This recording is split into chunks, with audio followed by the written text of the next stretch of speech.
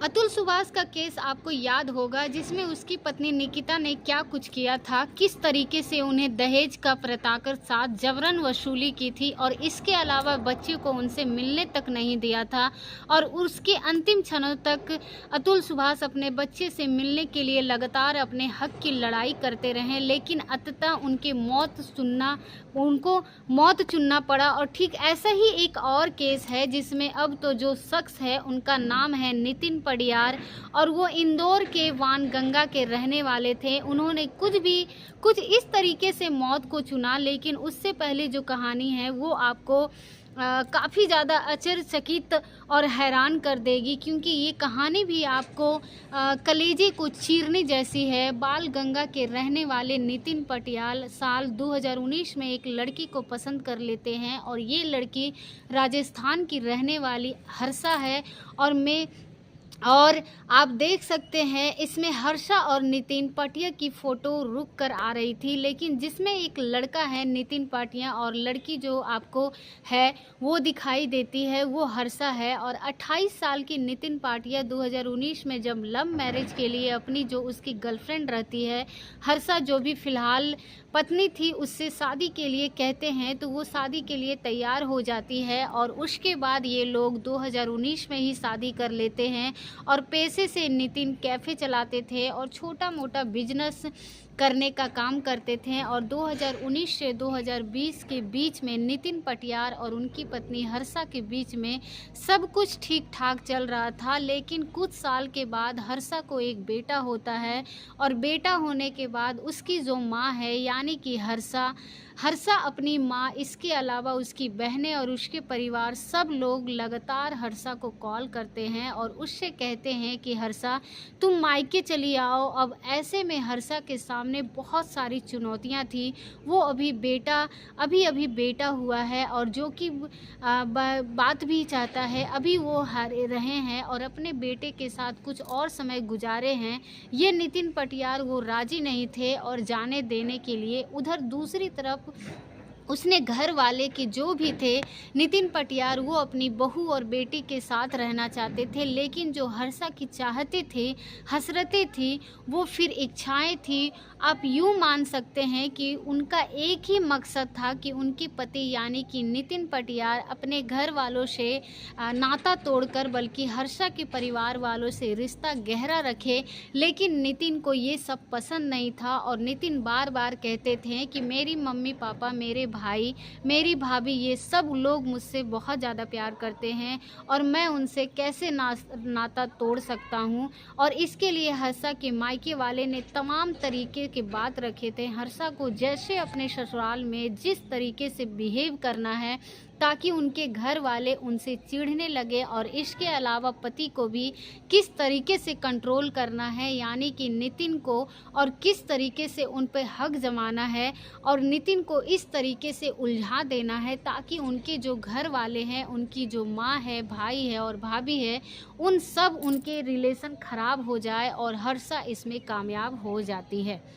अपने ससुराल में रहने के दौरान हर्षा अपने पति को लेकर ऊपरी कमरे पर यानी कि जो फ्लोर है, फर्स्ट फ्लोर से सेकंड फ्लोर पर रहने लगती है और अपने मनमानी तरीके से उठना यानी कि नितिन को जब 10:30 बजे ऑफिस जाना होता था तो हर्षा जो है वो 11 बजे उठती थी और इससे कई बार जो नितिन है उसको बिना खाए पिए ऑफिस के लिए निकलना पड़ता था। अब ये सब देखकर जो नितिन के घर वाले थे वो बहुत ज़्यादा परेशान हो रहे थे, क्योंकि माँ के सामने अगर कोई बेटा बिना खाए जाएगा तो माँ पे क्या बीतेगी वो अलग कहानी है।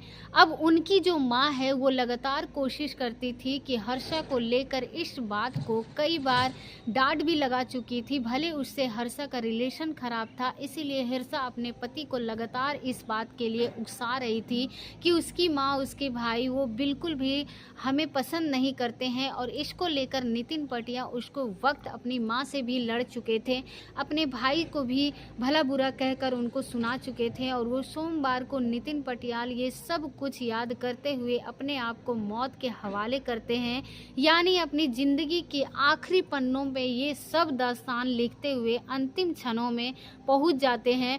और नितिन पटियाल भारत सरकार से अनुरोध करते हैं कि आप इस पर सख्त कानून की आवश्यकता हो, क्योंकि इससे पहले अतुल सुभाष और फिर इसके अलावा कितने होंगे वो शायद गिना नहीं जा सकता है। नितिन पटियाल ने अपने अंतिम क्षणों वाले पन्नों में लिखा है कि उसके साथ क्या क्या कुछ बीता है। उसने बताया कि एक मिडिल क्लास फैमिली के लिए आम तौर पे आप भी देखते होंगे कि एक मिडिल क्लास अगर फैमिली है तो उसके लिए उसके घर अगर कोई पुलिस उसके घर कोर्ट केस या ऐसा कोई भी केस हो जाता है जिससे समाज को ये लगता है कि नहीं इसके घर पुलिस आए हैं, तो उसको डर लग जाता है, उसके अंदर अजीब सी इच्छाएं होने लगती हैं और उन्हें थोड़ा सा मतलब एक डर जैसा माहौल बन जाता है। ठीक ऐसा ही केस नितिन पटियाल के घर वालों के साथ भी हुआ।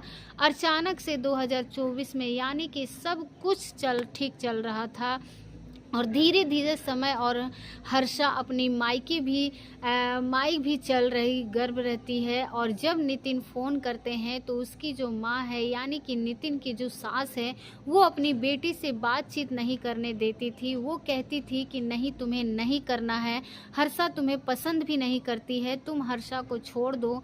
नितिन बहुत ज़्यादा डिप्रेशन में चले जाते हैं, उसके पास कोई ऑप्शन नहीं था। इसी बीच साल 2024 जब आता है तो अचानक से कुछ पुलिस वाले नितिन के घर पर पहुंचते हैं और वहां पर जाकर उसको धमकियां दी जाती है। अब ये पुलिस केस जो हुआ था वो राजस्थान में हुआ था, यानी कि जहां की हर्षा है वहाँ के लोकल एरिया से वहीं पर किसी लोकल अदालत में एक केस भी चलने लगा। वो दहेज प्रथा का केस था। दहेज के नाम पर कहा गया कि नितिन के परिवार वाले शादी के बाद से ही हर्षा से रुपयों की डिमांड कर रहे हैं। अब ये सब कुछ केस घर वालों को पता चलता है तो नितिन की तो परेशान हो जाते हैं और वो हैरान हो जाते हैं कि उनके पास कोई ऑप्शन नहीं होता है। अब वो समाज में इज्जत में भी नीलाम हो गया, बहू भी चली गई और बेटा डिप्रेशन में है। अब इससे मतलब ही नहीं है रखना है तो वो सब कुछ लूट चुका है। अब वो करते तो क्या, इसीलिए मजबूरन नितिन जो है अब लगातार वो राजस्थान का दौर करना पड़ता था और राजस्थानी कोर्ट में जाना पड़ता था, चक्कर लगाना पड़ता था और फिर धीरे धीरे पूरे परिवार को पुलिस केस में उस थाने में पहुंचना होता था, यानी कि राजस्थान के थाने पर वहां पर जाते थे। और ये लोग जो हैं पुलिस वाले हैं, अक्सर ऐसे केसेस आते हैं पुलिस वाले कहते हैं कि इतने पैसे दे दो उतने पैसे दो नितिन को छोड़ के, बाकी तो पूरे परिवार वालों का नाम हम हटा देंगे। इस दहेज प्रथा केस में उसने कुछ एसआई और कुछ कांस्टेबल कहने भी नाम लिए जाते हैं। अब नितिन के पास ऑप्शन कम थे क्योंकि नितिन ने बताया कि उन्होंने हर्षा के कहने पर मैंने बहुत सारे बिजनेस ट्राई किए, उसमें लोन भी लिए, कर्ज भी चला गया, लेकिन सारा बिजनेस मेरा चौपट हो गया। अब मैं कर्जे में हूँ, अब मैं उस पुलिस वालों को कहाँ से दूंगा पैसे। फिर हर्षा ने जो कोर्ट फाइल किया था यानी कि हमसे अलग होने के लिए, उसमें 20 से 30 लाख रुपए की डिमांड की गई। अब वो पैसा मैं कहाँ से लाऊंगा। कोर्ट में सब कुछ सुनते हैं तो वो कहते हैं कि उनके पैरों तले ज़मीन जो है वो खिसक जाते हैं। उन्होंने हर्षा के साथ कभी ऐसा किया ही नहीं है, उन्होंने प्रेम किया और प्रेम की ऐसी सज़ा मिली कि उन्हें दुनिया तक छोड़ना पड़ रहा है। ये ठीक है, केस अतुल सुभाष की तरह बिल्कुल है, उसमें भी अतुल सुभाष के पास एक अपना बेटा होता है और उनका और उनकी पत्नी निकिता होती है। ठीक यही केस और बेंगलोर में ये सब कांड हो जाता है। अब जो है केस इस मामले में हुआ यानी कि पटियार वाले मामले में, उसमें भी ठीक इसी तरीके से है कि हर्षा जो पत्नी है उसकी जो वो लगातार उनको इस तरीके से है कि उसका मकसद है बेसिकली ये था कि किसी तरीके से उनके मायके वालों का कुछ पैसा हड़प लिया जाए और बेटी को फिर जाने ही ना दिया जाए। लेकिन अब इनके पास पैसा है ही नहीं। मेरे ठीक पीछे है ही नहीं तो कहाँ से देंगे। तो ये जो कपल्स की फ़ोटो थे, कुछ फिजिकल चल रहे थे, उसमें आप देख सकते हैं कि किस तरीके से वो शुरुआती से फ़ोटोज़ है उसमें दिखा रहा था कि कितना प्रेम था इन दोनों में, लेकिन वो धीरे धीरे समाप्ति की ओर किस तरीके से बढ़ता है और फिर एक जीवन अपने आप में ख़त्म हो जाता है। ऐसे केसेस कब तक आएंगे, इनको लेकर भी आप लोगों में दिलचस्प कहानी बन चुकी है। लोग खुद ही चाहते हैं कि कानून बने और भारत सरकार से, चूँकि इन्होंने अंत में एक अनुरोध भी किया है कि इस पर कोई कानून बनाया जाए, वरना आज मैं ना जाने कितने आने वाले दिनों में होंगे और ये हमें पता नहीं है। फ़िलहाल इस जानकारी में इतना ही, आगे हम और भी इससे जुड़ा हुआ अपडेट लाते रहेंगे। लेकिन हमारी आपसे गुजारिश है कि अगर आप भी डिप्रेशन का शिकार हैं या फिर इस तरीके के मामले को झेल रहे हैं, तो उसके अंतिम रास्ता यह नहीं होता है कि आप अपनी जीवन लीला को समाप्त कर ले। उसमें बहुत सारी चीज़ें होती हैं, उसको खोजिए, तलाशिए, किसी जानकार व्यक्ति से मिलिए। ज़रूरी ये नहीं होता है कि आप जिसमें प्रेम किया उसके साथ शादी हो गई और फिर आपके रिश्ते ख़राब हो गए तो बस आपका सब कुछ ख़त्म नहीं होगा, क्योंकि आपको तलाश है उस व्यक्ति की जो आपको सही और सटीक प्रेम कर सके। और सिर्फ इस बात की ही नहीं, आप भी शादी कर लेते हैं और बंधनों में बंध आते हैं और उसके बाद आपकी पत्नी पर आपको उसके मायके वालों का राज चलता है।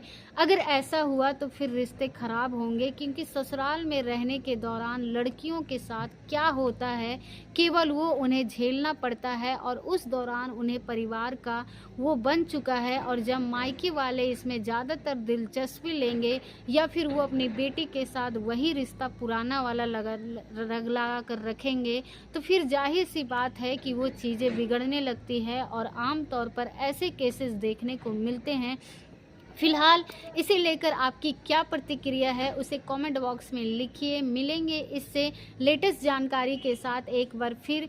तो उम्मीद करते हैं कि आपको ये वीडियो बहुत ही ज़्यादा पसंद आया होगा, और अगर आपको ये वीडियो अच्छी लगी तो एक लाइक करके, अगर अभी तक आपने हमारे चैनल को सब्सक्राइब नहीं किया है तो हमारे चैनल को सब्सक्राइब कीजिए और प्लीज़ एक लाइक ज़रूर कीजिएगा, क्योंकि आपका लाइक से हमें बहुत हौसला मिलती है। तो मिलते हैं अगले किसी नए वीडियो के साथ, तब तक के लिए आप सभी लोगों का बहुत बहुत धन्यवाद।